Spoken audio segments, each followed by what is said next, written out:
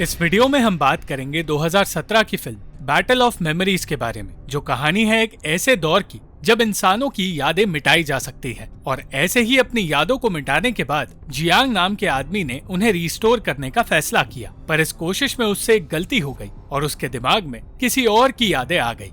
एक दिन अपनी पत्नी को बिना बताए जियांग घर से निकल गया और अपनी कुछ यादें मिटाने की तैयारी करने लगा। उसने अपने दिमाग से वो दिन निकाल दिया जब वो अपनी पत्नी दाई चेन से पहली बार मिला था, और उस दिन के साथ साथ उसकी यादों से उसकी लिखी एक कहानी भी मिट गई।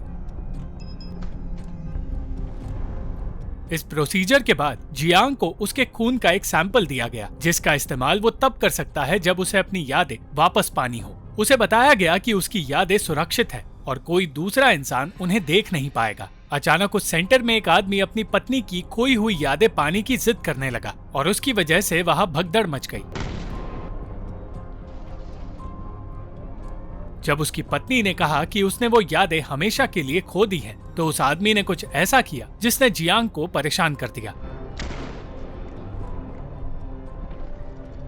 और अपनी गिरी हुई चाबी को अपने साथ लेकर वो घर लौट गया। कुछ दिन बाद उसने अपनी पत्नी को तलाक के कागज दिए, पर साइन करने से पहले दाईचेन ने कहा कि जब तक जियांग अपनी यादें वापस रिस्टोर ना करे तब तक वो उसे तलाक नहीं देगी। इसलिए वो फिर से सेंटर में गया और अपनी चाबी का इस्तेमाल करके उसने अपनी यादें वापस अपने दिमाग में रिस्टोर करवाई। उसे बताया गया कि उसकी यादें वापस आने में 3 दिनों का वक्त लगेगा और अगर उसने अपनी यही यादें फिर से निकलवाई तो वो हमेशा के लिए उन यादों को खो देगा। उस रात यादें वापस तो आने लगी, पर उसे एक अनजान औरत नजर आई।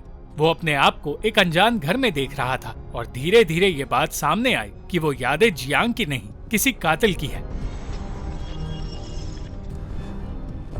सेंटर में उसने डॉक्टर वू को बताया कि यादों की अदला बदली हुई है, पर उससे कहा गया कि एक रात में यादें वापस आती ही नहीं, इसलिए ये जियांग का कोई भ्रम है। जियांग की बात पर भरोसा करने की बजाय डॉक्टर वू ये कहने लगा कि शायद वो यादें जियांग की खुद की है और वो बस अपने कातिल होने के राज को छुपाना चाहता है। गुस्से में जियांग वहाँ से निकल गया और अपनी परेशानी के बारे में बताने जब वो पुलिस स्टेशन में गया तो वहाँ उसे उसी औरत की तस्वीर नजर आई जो उसकी यादों में है।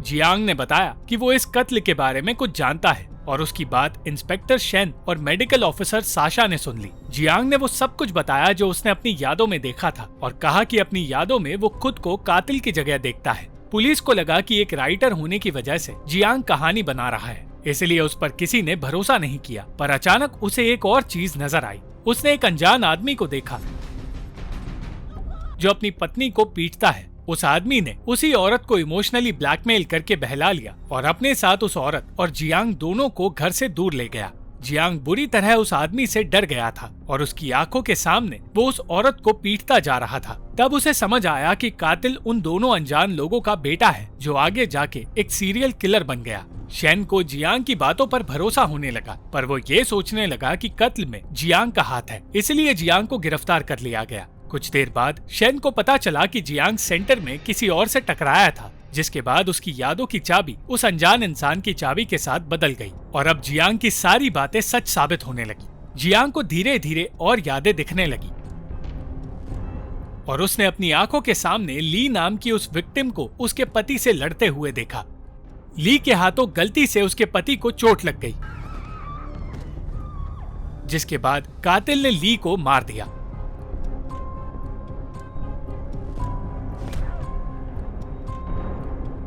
ली उस कातिल पर भरोसा करती थी और उसे मारते वक्त कातिल भी रो रहा था। जियांग को अपनी पत्नी की फिक्र होने लगी क्योंकि उसकी यादें कातिल के पास है, पर उसकी बात पर पुलिस ने ध्यान नहीं दिया। शेन और ले उस घर में गए जहां ली को मारा गया था और वहां उन्हें एक सुराग मिला। जांग नाम की गवाह से पूछताछ करने पर उन्हें पता चला कि कत्ल की रात घर में ली की बेटी मौजूद थी, पर उसका कहना था कि घर में सब कुछ ठीक है। उसने ये भी बताया कि कुछ दिनों के लिए ली घर से भाग गई थी और सिर्फ उसकी बेटी जानती थी कि वो कहाँ है। दूसरी ओर जेल में एक कैदी से बात करते हुए जियांग को पता चला कि अगर उसे चोट लग जाए तो वो जेल से बाहर निकल पाएगा। तब जियांग ने कैदी से ब्लेड तो लिया, पर उसने खुद को नहीं, उसी कैदी को चोट पहुंचाई और मौका मिलते ही जेल से भागने की कोशिश करने लगा।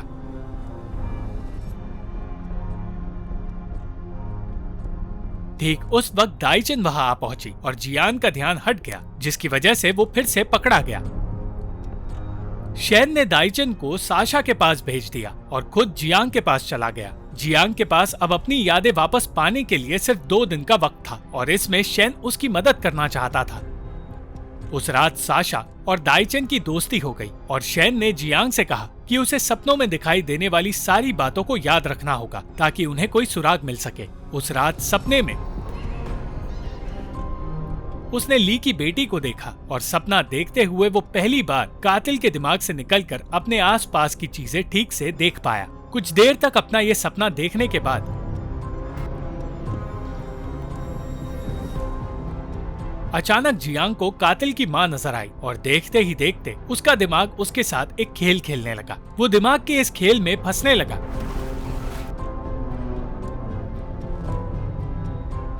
जिसकी वजह से वो ना तो अपने आप को आईने में देख पा रहा था और ना ही उस सपने से बाहर आ पा रहा था।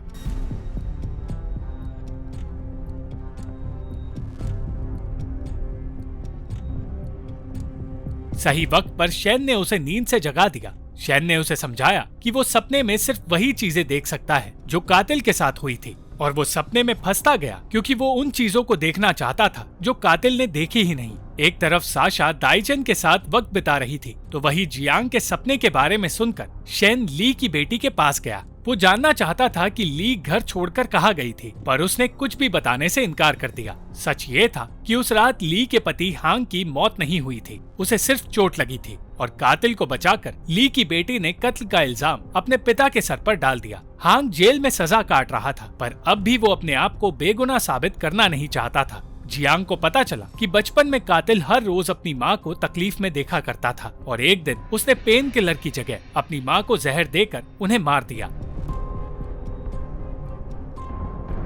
जियांग ने वो सारे केसेस देखने शुरू किए जिनमें औरतों के साथ डोमेस्टिक वायलेंस की गई थी और उन केसेस के जरिए वो लोग कातिल को समझने की कोशिश करने लगे। जियांग को अब भी डर था कि दाइचन की जान को खतरा है और दाइचन साशा से दोस्ती बढ़ाकर जियांग को आजाद करवाने की कोशिश में लगी थी। एक रात मजबूरी में जियांग को अपने आप को एक पुलिस ऑफिसर के सामने चोट पहुंचानी पड़ी और इस बार वो जेल से भाग निकलने में कामयाब हुआ।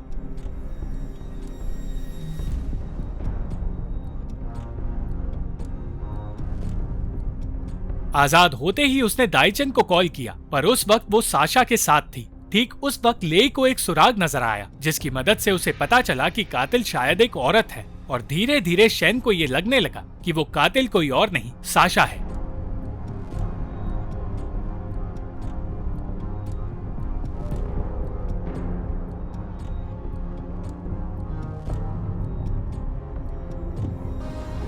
ये बात जल्द ही जियांग को भी समझ आ गई और वो दाइचन को साशा से दूर ले जाने की कोशिश करने लगा, पर उसके बदलते बर्ताव को देखकर दाइचन ने उसके साथ जाने से साफ इनकार कर दिया। दाइचन ने उसे फिर से गिरफ्तार करवा लिया। लेई और दाइचन अब भी साशा का सच नहीं जानते थे और शेन का कहना था कि सच जानने के बावजूद वो कुछ कर नहीं सकता क्योंकि उसके पास कोई सबूत नहीं है। शेन को इस बात का भी डर था कि एक शैतान को पकड़ने की कोशिश में वो लोग कहीं जियांग को ही एक शैतान ना बना दे। यही डर उस रात जियांग ने अपनी पत्नी की आंखों में भी देखा था, पर वो कातिल को ढूंढने से पीछे नहीं हटना चाहता था। दाइचन को उस रात वो सारी बातें याद आने लगी जिनकी वजह से उसकी शादी में तकलीफें बढ़ने लगी थी और वो इस उम्मीद में जी रही थी कि सब कुछ ठीक हो जाएगा। अगली सुबह वो साशा के साथ शहर से दूर गई और तब साशा उसे उस घर में ले गई जहाँ वो बचपन में रहती थी।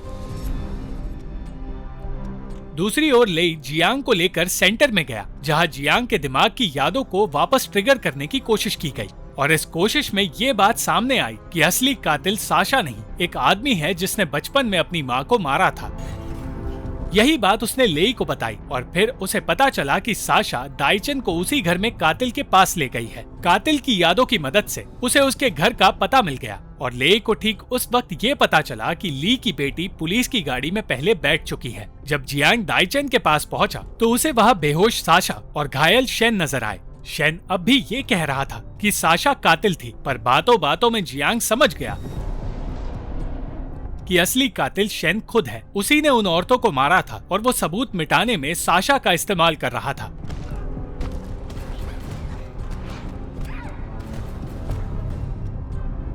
हाथापाई करते हुए जियांग ने शेन को मारने की कोशिश की, पर वो ऐसा कर नहीं पाया और शेन ने उसे बेहोश कर दिया। होश में आते ही जियांग के सामने साशा और दाइचन आए, जो अब तक जिंदा थे, पर शेन ने साशा को मार दिया ताकि पुलिस की नजरों में ये साबित हो जाए कि साशा कातिल थी और अपनी पत्नी को बचाने के लिए उसे जियांग ने मारा। वो जियांग को भी मारने वाला था, पर दाइचन उसके सामने आ गई। शेन के दिमाग में अब जियांग की यादें थी, जिसकी वजह से वो दाइचन को मार नहीं पाया और सही वक्त पर लेई वहां आ पहुंचा। बिना वक्त गवाए उसने शेन को उसी वक्त गिरफ्तार किया और अंत में घर लौटते हुए जियांग ने वादा किया कि अपनी यादों को वापस पाकर वो दाइचन के साथ मिलकर अपनी शादी को फिर से सुधारेगा। Thank you for watching this video. अगर आपको ये वीडियो पसंद आई तो इस वीडियो को लाइक, शेयर और इस वीडियो पर कमेंट जरूर करें और इस चैनल को सब्सक्राइब करना मत भूलना।